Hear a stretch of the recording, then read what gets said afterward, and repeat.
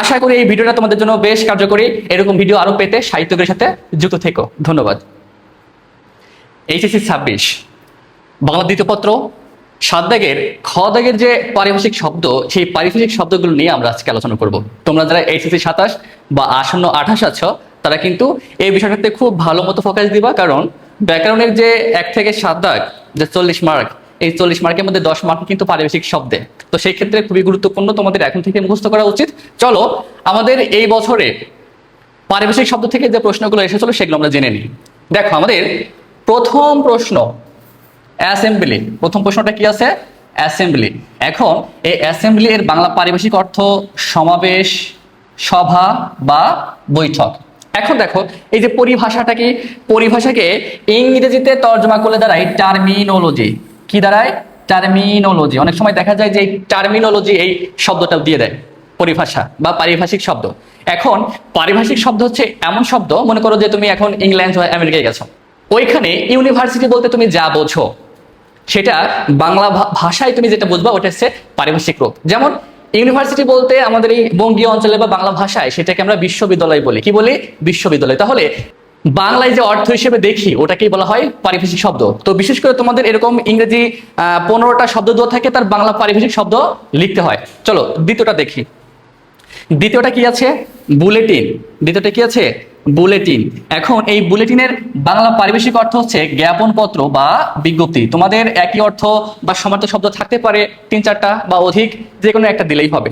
এরপরে দেখো সিগনিফিকেন্ট। 3 দাগে কি আছে? সিগনিফিকেন্ট। এখন এই যে সিগনিফিকেন্ট এর বাংলা পারিভাষিক অর্থ কি? গুরুত্বপূর্ণ। বাংলা পারিভাষিক অর্থ কি? গুরুত্বপূর্ণ, বা এটাকে তুমি উল্লেখযোগ্য হিসেবেও লিখতে পারো। 4 কি আছে? টুরিস্ট। 4 কি আছে? টুরিস্ট।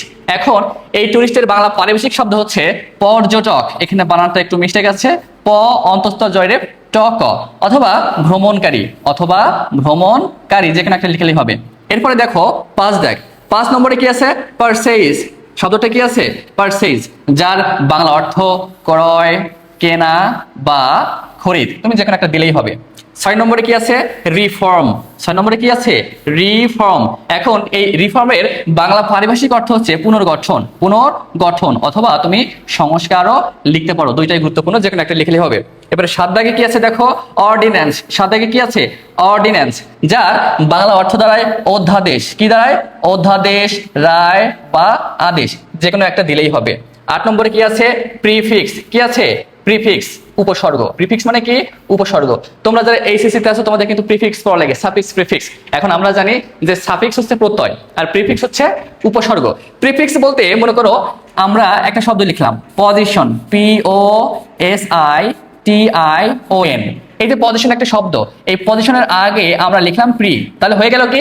Pre position. তাহলে পজিশন একটা মূল শব্দ, আর এই প্রি হচ্ছে মূল শব্দের পূর্বে বসে শব্দটাকে নতুন শব্দে রূপান্তর করা হয়েছে। এটাই হচ্ছে প্রিফিক্স। এটাই কি?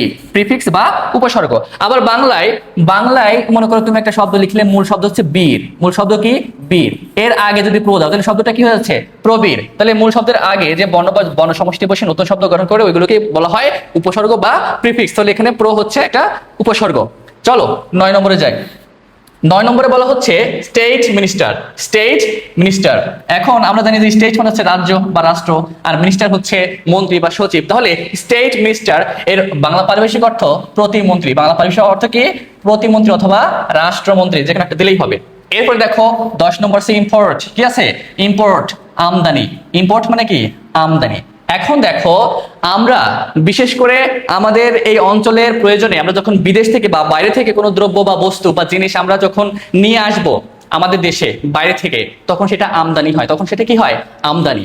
আর আমাদের দেশে ব্যবহার করার পরেও যদি অনেক অংশ জিনিস, দ্রব্য বা ব্যবসায়িক বা আর্থিক ব্যবস্থার জন্য, আর্থিক ইনকামের জন্য যদি আমাদের কোনো দ্রব্য, জিনিস বা পদার্থ যদি আমরা বিদেশে বিক্রি করি, ওটাকে বলা হয় রপ্তানি। তাহলে ইম্পোর্ট হচ্ছে আমদানি, আর এটাও জেনে রাখো এক্সপোর্ট, XPORT।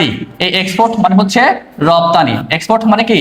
রপ্তানি। দুইটাই ভালো করে দেখে রাখো, দুইটাই পরীক্ষায় আসে। তাহলে ইম্পোর্ট হচ্ছে আমদানি আর এক্সপোর্ট হচ্ছে রপ্তানি। আমদানি হচ্ছে নিয়ে আসা হয়, আর রপ্তানি হচ্ছে বিক্রি করা হয় বাইরের কোনো দেশে। আচ্ছা, এরপরে 11 দেখো। 11 নম্বরে আছে জুডিশিয়াল বা জুডিশিয়াল, যেটা তুমি উচ্চারণ করো। এর বাংলা পারিভাষিক অর্থ হচ্ছে বিচারিক অথবা বিচারালয় সম্বন্ধীয়। বিচারালয় সম্বন্ধীয়। এরপরে 12 নম্বর আছে হোস্টাইল। 12 নম্বরে কি আছে? হোস্টাইল। এই হোস্টাইল মানে হচ্ছে শত্রুতাপূর্ণ অথবা প্রতিকূল। শত্রুতাপূর্ণ অথবা প্রতিকূল। এখন এই হোস্টাইল নিয়ে একটা মজার বিষয় কি, এই যে কিছুদিন আগে আমার এইচএসসির ডিউটি ছিল। এখন একটা ছাত্রকে দেখলাম, একজন শিক্ষার্থী লিখতেছে কি হোস্টেল মানে হচ্ছে ছেলে বা মেয়েদের হোস্টেল। কি লিখছে? ছেলে বা মেয়েদের হোস্টেল। তাহলে এই হোস্টেল মানে কিন্তু কোনো হোস্টেল না। হোস্টেল মানে হচ্ছে শত্রুতাপূর্ণ, শত্রুতাপূর্ণ বা প্রতিকূল। আচ্ছা, 13 নম্বরে কি আছে? Chief whip. এখন দেখো, এই চিফ মানে হচ্ছে মুখ্য বা প্রধান, আর হুইপ মানে হচ্ছে সচেতক। তাহলে দুটো একসাথে হয়ে যায় চিফ হুইপ, যার বাংলা পারিভাষিক অর্থ হচ্ছে মুখ্য সচেতক। কি হবে? মুখ্য সচেতক। 14 নম্বরে কি আছে? 14 নম্বরে আছে সৌভেনির। কি আছে? সৌভেনির। এখন এই সৌভেনির বা সৌভেনিয়ার এর অর্থ হচ্ছে স্মৃতিচিহ্ন বা স্মারক। স্মৃতিচিহ্ন বা স্মারক, অর্থাৎ যে চিহ্ন দিয়ে আমরা স্মৃতিকে রক্ষা করি বা যে স্মারক দিয়ে স্মৃতি রক্ষা করা হয় এটাকে বলা হয় স্মারক বা স্মৃতিচিহ্ন। সর্বশেষ 15 দেখে কি আছে দেখো, সর্বশেষ আছে ডেট, যদিও উচ্চারণটা হবে ডেট, বানানটা কি ডিইবিটি, এখানে বিটা উজ্জ্বল থাকবে ডিইবিটি। ডেট মানে হচ্ছে ঋণ। ডেট মানে কি? ঋণ। ডেট মানে কি? ঋণ।